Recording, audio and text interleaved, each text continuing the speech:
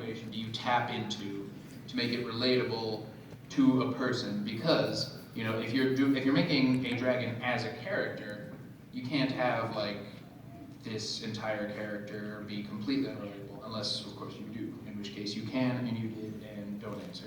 Well, I think it totally depends on your approach. If you Right. want, if you want the dragon to represent some unknowable force of the universe, then go for it. Right, but you all write dragons Yeah. as characters. Yeah, So no, how are we going to get them? Personally, this may be a limitation of my own brain. I feel like there are certain physical limitations, even with magic, that we all deal with as living creatures. Like, you need a source of energy. You need food. You have wants. You want to survive as an individual. If you're a member of a species, you probably want to continue your species in some ways. So all of those things give, right there, my dragon, certain motivations that we can all understand, even if they pursue them in ways that humans wouldn't.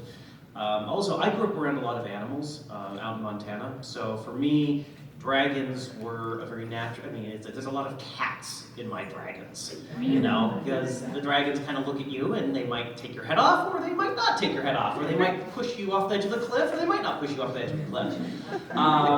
And they're a little goofy sometimes, and yet they're the most absolutely fabulously gorgeous creatures in the world, and they know it, because they sparkle.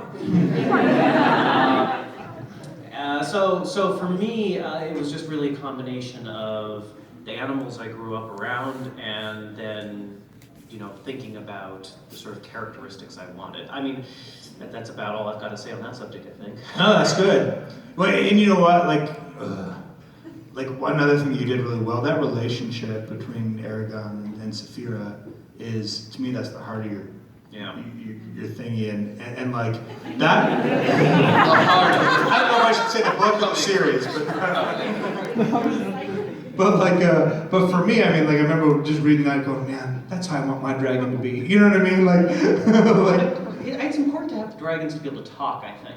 Yeah. Because, it's cool. Because when they can't, I wasn't going to have talking dragons originally, but then I got to that point and I realized if I don't, it's like it's already smart, it's such a huge character, and if they can't speak, it's like you're crippling yourself in a way. It's like, There's a happy relationship there, and I didn't go there too much in my books because I made them so mean, but I made one nice one, so there's one nice one. But like, here's what I did to kind of give my dragons some personality. One, they've been confined to dragon sanctuaries, and so they have a motive. Like they want to get out. Like think about how powerful a dragon would be, and think about having been confined, and now think about like the very powerful people who confine them are no more. They're kind of being watched over by caretakers who are lesser to those people who originally confined them. They know if they get out, they can kind of do what they want and wreck the world or not wreck it, but they'd be free. And so they have a big motive in my books to interact with these humans who are trying to be caretakers over them and trying to keep them on these preserves.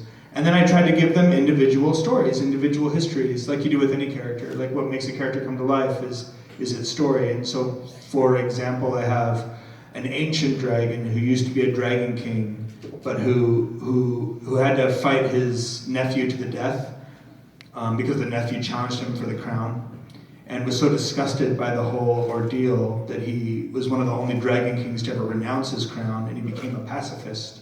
And he's this unique pacifist dragon. And to me, sometimes it's the things that differentiate them from the rest of the herd that makes them interesting. For me, that's one of my interesting dragons in the series in Dragonlance would be this wise old kind of pacifist dragon. That's one example. I'd already positioned my dragons as the ancient mythical, protectors of these races and these lands and these peoples. So people already accepted that premise. But as far as motive, not all of these dragons were into that. It's like, oh, okay, so what if we don't want to be the protectors? What if I just want to stay in my cave and eat people and, what if we don't want to do that? And I want to do that too. I had a few, I agree. Having them talk is a huge advantage because if you don't, you've got Rain of Fire, where they're just flying around torching everything. But when you've got one that can talk, especially if they may be smarter than you, and they're certainly older than you, you can actually create something relatable. So I've got a few characters, again, my oldest dragon, Samaranth, same sort of thing, where he engages with the characters.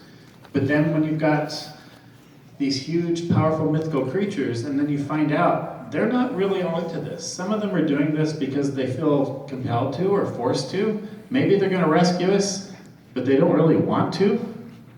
And when you start questioning those motives, that's where it became more interesting to write.